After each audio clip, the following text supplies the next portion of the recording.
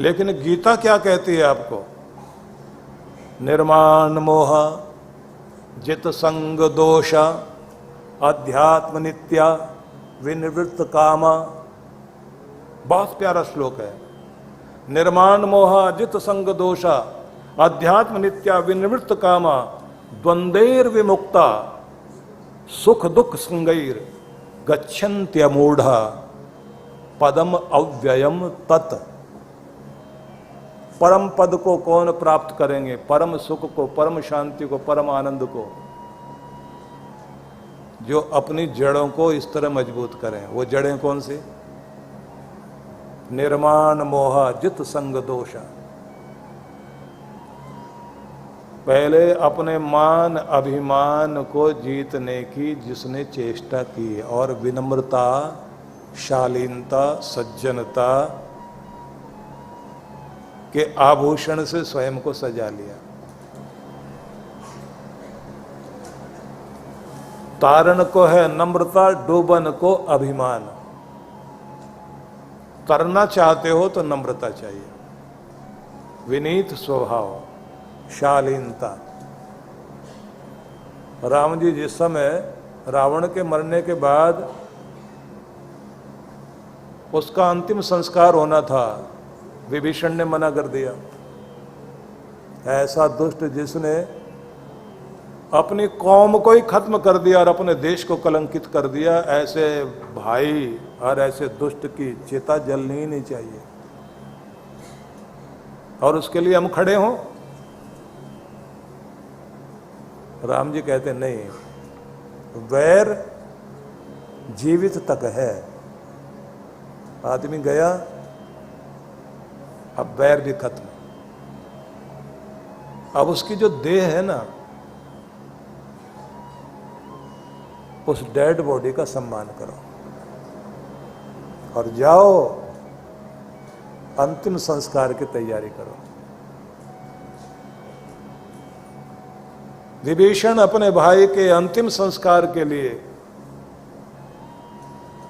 अपनी भाभी को बुलाया, खुद खड़ा हुआ और देखता क्या है कि राम जी भी आ गए।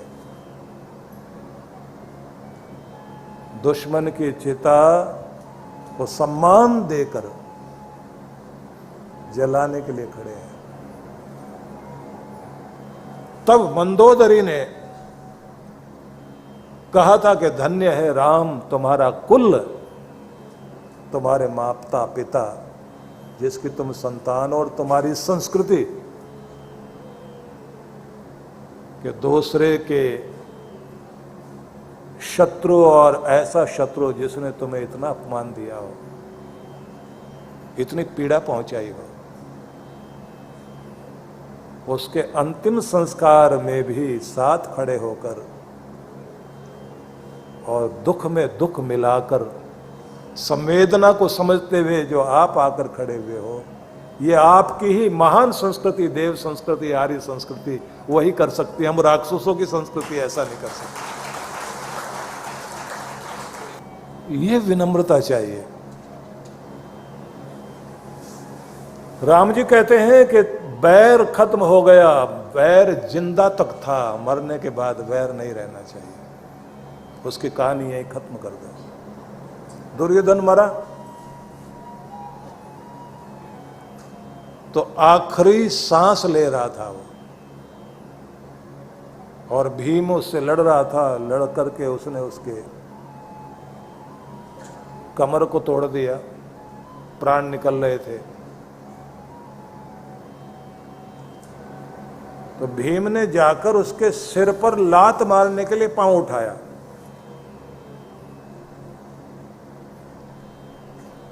और बोला, धिक्कार है तेरे जैसे दिमाग को, मस्तिष्क को, जिसके अंदर इतनी बड़ी खुरापात कि अपने कुल का हत्यारा बन गया और दुनिया से तूने न जाने कितने कितनी महिलाओं की कोख उजाड़ दी और कितने कितने घरों को तबाह कर दिया। तो पांव ऐसे उठाया वो लात मारने के लिए। युधिष्ठिर रोकते हैं, रुको भीम, ये एक देश का राजा था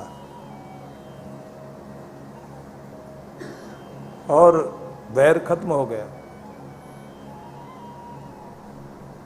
अब मरते हुए को अपमानित नहीं करो, हमारी संस्कृति नहीं है ये। अपनी ऊंचाई से नीचे मत गिरो। अब भीम को नहीं समझ में आता कि आपकी ऊंचाई होगी, हमारी तो ऊंचाई ऐसी नहीं, हम तो लात मार के खुश होते हैं। युधिष्ठिर फिर भी रोक लेते हैं। ये समझ नहीं आता आसानी से कि ये हमारी संस्कृति क्या है। पांचों पांडव जिस तरह से वन में रह रहे थे, क्योंकि उनका सब कुछ छीन लिया गया, जुए में सब कुछ हार कर 12 साल तक जंगल में रहना, 13वें साल उनको अज्ञातवास में रहना। गुप्तचरों ने आकर दुर्योधन को सूचना दी, तुम्हारे भाई पांडु के पुत्र यही आसपास के जंगल में आए हुए हैं। वही वो जो एक छोटा सा पहाड़ और उसके साथ एक झरना और सुंदर दृश्यों वाला स्थान है ना, आजकल उन्होंने वहीं डेरा लगाया हुआ है। दुशासन बोला तो चलो देखते हैं तमाशा, कैसे द्रौपदी लकड़ियां बीन रही होगी और भीम गदाधारी कैसे जंगल से ढूंढ ढूंढ के फल और सब्जियां लेकर आता होगा और कैसे सारे भाई मिलके चूल्हा जलाने में और अपनी झोपड़ी बनाने में लगे होंगे। एक बार जरा मजा तो लेना, जाकर देखें तो सही किस हाल में है। हमसे टकराते थे। ये ईर्ष्या, तमाशा देखने के लिए पहुंच गए। कर्ण को साथ लिया और फिर वो जो सुंदर स्थान था वहीं जाके कैंप लगा दिया इन्होंने अपना। मौज मस्ती शुरू हो गई। अब जब बुद्धि खराब होती है आदमी की तो नशा भी करता है, तो शराब पी, मदिरा पान करने के बाद फिर और बुद्धि खराब हुई। वहाँ गंधर्व लोग रहते थे, पास में उनकी बस्ती थी, उनकी महिलाओं को छेड़ दिया। नशे में थे। गंधर्व लोगों ने एकाएक अपनी पूरी फौज लेकर चारों तरफ से घेरा डाला और इनको गिरफ्तार कर लिया और पकड़ करके पेड़ से बांधा और उसके बाद में कहा एक एक को, कर्ण को बांध लिया, दुर्योधन को बांध लिया, दुशासन को बांध लिया। ये सारे कौरव लोग जो भी वहां गए हुए थे सबको बांध लिया पेड़ से। और बांधने के बाद उन्होंने कहा इनको तड़फा तड़फा के मारा जाना चाहिए। अपने भाइयों का हक छीना इन्होंने। और फिर इतने गिरे हुए कि यहां बैर ईर्ष्या मन में लेकर उनका तमाशा देखने आए। इतना भी होता फिर इनकी इतनी हिम्मत पड़ गई कि नशा करके अपने घर की महिलाओं का तो अपमान करते हैं, हमारी महिलाओं का अपमान करने आ गए। इनको तड़फा के मारा जाए। अब खबर मिल गई युधिष्ठिर को, और खबर किसने दी? भीम ने, कि आज तो बड़ा आनंद आ गया। सामान्य भाषा में कहें, उसने बोला आज बड़ा मजा आ गया। बोले क्या हुआ? समाचार ही ऐसा है। हमारा तमाशा देखने आए थे वे, गंधर्वों ने पकड़ लिया उनको, अब पेड़ों से बांध रखा है, अब पिटाई चल रही है उनकी, पीट पीट के ही मारा जाएगा उनको। हरकत बहुत गड़बड़ करी है। युधिष्ठिर बोले भीम सब लोग इकट्ठे हो जाओ, हथियार उठाओ अपने, ये गलत हो रहा है। हस्तिनापुर की तरफ किसी की हिम्मत नहीं होती थी कि आंख उठा के देख सके। अगर ऐसे ये लोग इनको मार बैठे तो उसके बाद तो हमारी ताकत खत्म ही हो जाएगी। अब भीम कहता है लेकिन वो तो हमारा तमाशा देखने आए। बोले वो हमारी व्यक्तिगत लड़ाई है ना। अब बात आ गई देश की, समाज की, हमारी अपनी ताकत की। ये बोले अगर ऐसा करते तो वैसा करते तो। बोले अगर मगर का टाइम नहीं है, फटाफट जाओ छुड़ाओ उनको। चारों तरफ से घेर लिया, गंधर्वों को पकड़ लिया और पकड़ करके भीम से कहा कि अब इनको जरा जो बंधे हुए हैं ना इनको छुड़ाओ। जब वो भीम उनकी रस्सी खोल रहा था तो गंधर्वों का सरदार आगे आ गया। उसने आकर के कहा इनको छुड़ा रहे हो, ये कभी चिता जलने तक भी सुधरने वाले लोग नहीं हैं। आप धर्मात्मा आदमी हो, लेकिन सोचो तो सही इन लोगों की बुद्धि कैसी है। और फिर हम तो आपके ही लोग हैं ना, आपके दुश्मन से लड़ रहे हैं। दुश्मन का दुश्मन दोस्त होता है। दुश्मन का जो दुश्मन है उसके साथ मिल जाए आदमी तो जाकर के उससे दोस्ती कर ले, आपकी ताकत बढ़ जाती है। हम तो आपके दोस्त हैं, मित्र हैं, तो आपने हमको ही घेर लिया, पकड़ लिया और इनको छुड़ा रहे हो। युधिष्ठिर कहते हैं कि जब लड़ाई है आपस की तब तो हम हैं 5 और ये हैं 100, और जब लड़ाई होगी बाहर की, कोई बाहर वाला आके टकराएगा तब ना हम 5 ना ये 100, तब हम हैं 105। और कितनी किसी की हिम्मत नहीं कि हमको आके छेड़ दे। रही बात हमारी आपस की लड़ाई की, वो तो हम निपट लेंगे। पर हस्तिनापुर साम्राज्य को इतना कमजोर हो जाए कि कोई भी आकर के बांध ले। ये नशे में थे, तुमने बांध लिया।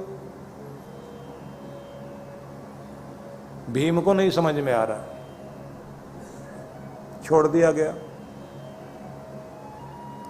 अब जब ये जा रहे थे, कर्ण कहता दुर्योधन से कि तुम्हें लगता है कि हम बच गए। ये अगर पांडव लोग या वो गंधर्व हमारी गर्दन काट देते तो भी कोई बात नहीं थी। हम जिनका तमाशा देखने आए थे उन्होंने हमको बचाया। ये जो शर्मिंदगी इस समय महसूस हुई, इससे बड़ा अपमान दुनिया में कोई हो ही नहीं सकता। जमीन में गड़ जाने वाला काम कर दिया इन लोगों ने तुम्हारा। और जब तक दुनिया रहेगी और ये कहानी सुनाई जाएगी तो ये शर्मिंदगी की बात भी सुनाई जाएगी। इससे तो अच्छा था वो हमें मार देते।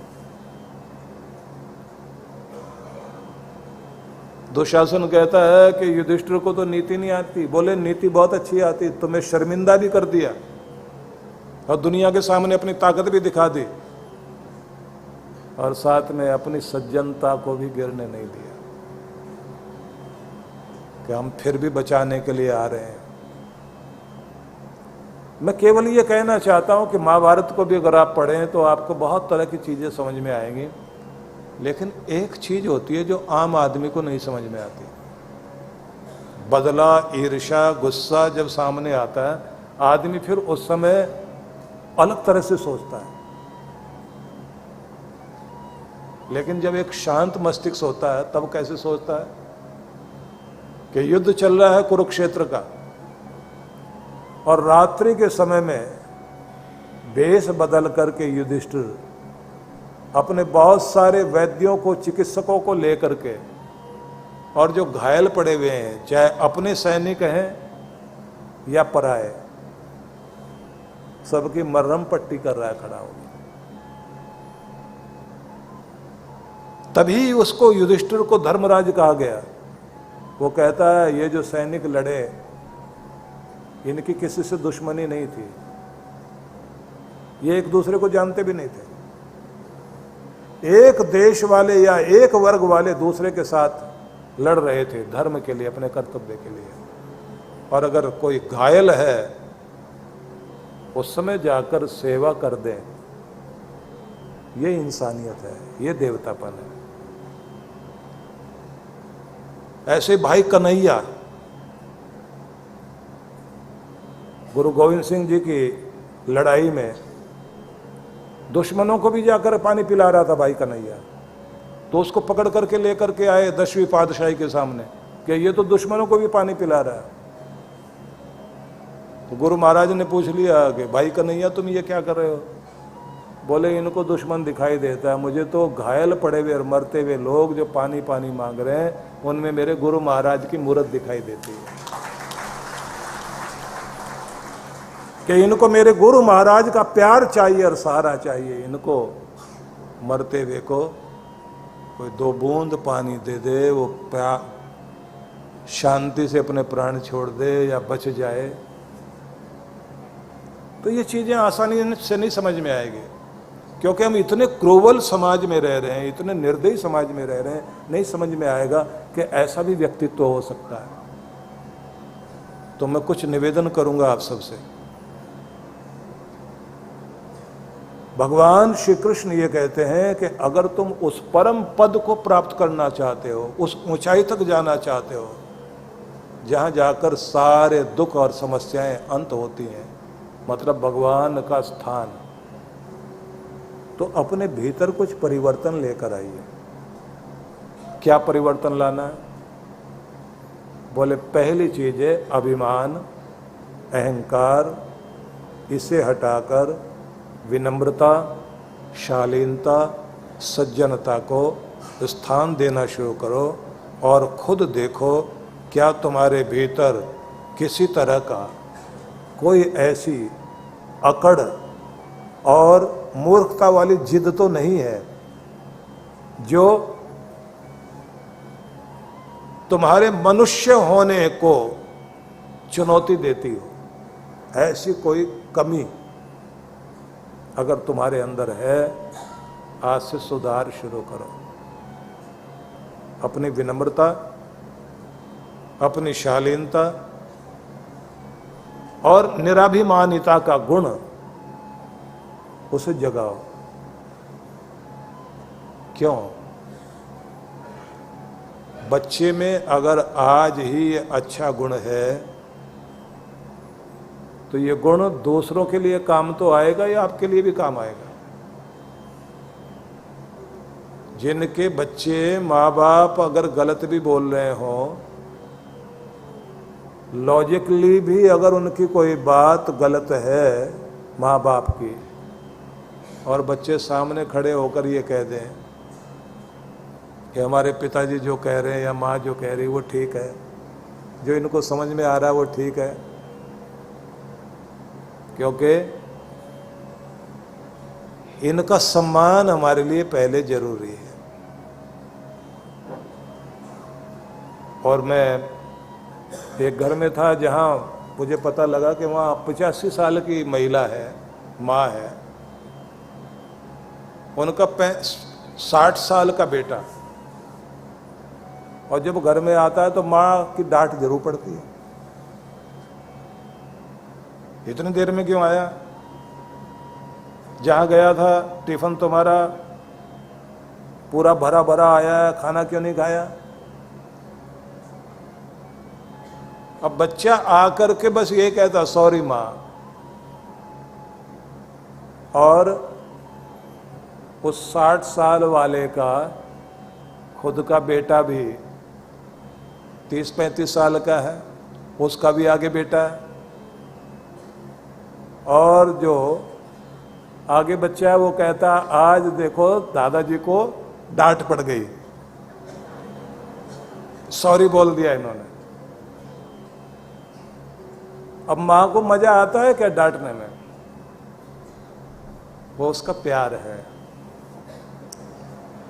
टोडरमल राजा हुआ ना, जिसने टूटे हुए काशी विश्वनाथ के मंदिर को बनाने में योगदान दिया था।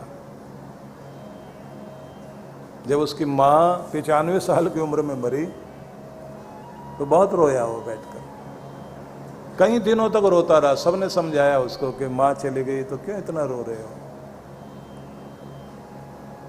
बोले मेरे नाम के आगे राजा धीराज और फलाना फलाना ऐसे कह करके जय जयकार करके बोलने वाले तो बहुत हैं, लेकिन एक आवाज थी घर में, वो मेरा नाम भी ठीक से नहीं बोलती थी, बोलती थी बेटा टोडू।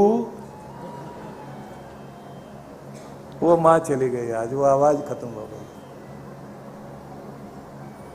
वो आवाज जिसमें प्यार ही प्यार था, वो आवाज थी जो मेरे लिए नहीं, अब हर पल अपने लिए नहीं, मेरे लिए ही प्रार्थना किया करती थी।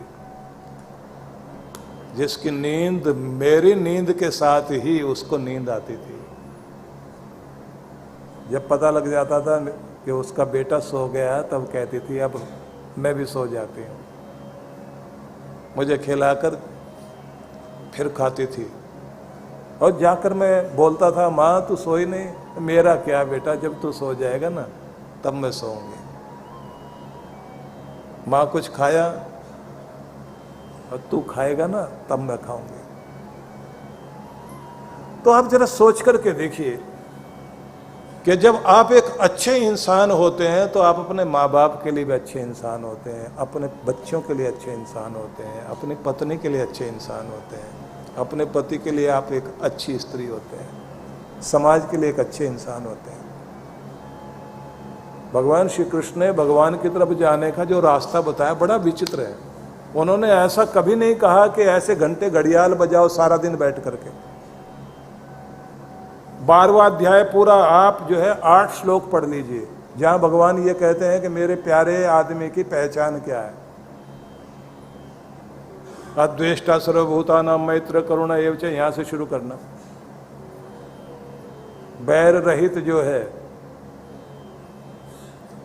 मतलब प्रेम वाला इंसान, जो प्राणी मात्र के प्रति जिसके हृदय में प्रेम है, एक चींटी भी चली जा रही हो तो बचकर निकलता हो। क्यों? उस चींटी को इज्जत दे रहा है। कैसी इज्जत? कि वो भी एक जिंदगी है, उसमें भी एक जान है। मेरे चलने से किसी की जान नहीं जाए, उस जीवन का सम्मान करता हुआ जो चल रहा है, ऐसा प्रेम रखने वाला इंसान हर छोटे से छोटे जीव को भी जो सुरक्षा दे सकता हो, जिसको कहते हैं अभय वरदान देना, कि तुम्हें मेरे से डरने की जरूरत नहीं है, ना मैं किसी से डरता हूं, लेकिन किसी को डराता भी नहीं। और जिसके अंदर मित्रता का भाव है, शत्रुता नहीं, जिसके अंदर करुणा है, निर्दयी नहीं है। अद्वेष्टा सर्वभूतानां मैत्र करुणा एव च, निर्ममो निरहंकार। और जो मेरे मेरे के बारे में नहीं सोचता, मैं से पहले दूसरे के बारे में सोचता है। पहले आप, अहंकार रहित है, सुख दुख में सम है, क्षमावान है, संतुष्ट है, सततम योगी यत्तात्मा दृढ़ निश्चय, निरंतर संतुष्ट है। मतलब जो प्राप्त है उसे पर्याप्त मानकर भगवान के धन्यवाद के गीत गाता हुआ खुशी मनाता है। जो तूने दिया बहुत दिया भगवान, तेरा लाख लाख शुक्र है। खुशी मनाए, दुखी ना हो, और आगे बढ़ने का रास्ता दिखाई देता हो तो बढ़ता चला जाए। मतलब तरक्की में कमी नहीं छोड़े, पर हर दिन की उपलब्धि का आनंद मनाए। जिसकी जिंदगी में शिकायत बहुत अधिक है, वो आदमी हर पल दुखी रहेगा। ये नहीं है, ये नहीं है, ये नहीं है। मजा ये है जो आपके पास है उससे आप कैसे आनंदित हो सकते हैं। थोड़े में भी कैसे खुश रहा जा सकता है, थोड़े को कैसे बढ़ाया जा सकता है, वो तो सोचिए। लेकिन थोड़े को प्राप्त करके भी आनंदित रह सको। संतुष्ट सततम योगी यतात्मा दृढ़ निश्चय, जो जुड़ा हुआ भगवान से। जिस पेड़ की जड़ नीचे जमीन में पानी और नमी वाली जगह तक पहुंची हुई है तो वो हरा भरा है, और जिस आदमी की जड़ परमात्मा से जुड़ी हुई है वो भी अंदर और बाहर से हरा भरा रहेगा। इसलिए अपने आप को जोड़े रखिए। यत आत्मा दृढ़ निश्चय, जिसका निश्चय दृढ़ है, संकल्प का धनी, कुछ भी मन में ठान लिया तो पूरा करके छोड़ता है। मई अर्पित मनोबुद्धिर, मन और बुद्धि को भगवान कहते हैं जिसने मुझे अर्पित कर दिया, मयि अर्पित मनोबुद्धिर यो मद भक्त स मे प्रिय, ऐसा जो मेरा भक्त है वो मेरा प्यारा है। तो भगवान ऐसे लोगों को प्यार करते हैं।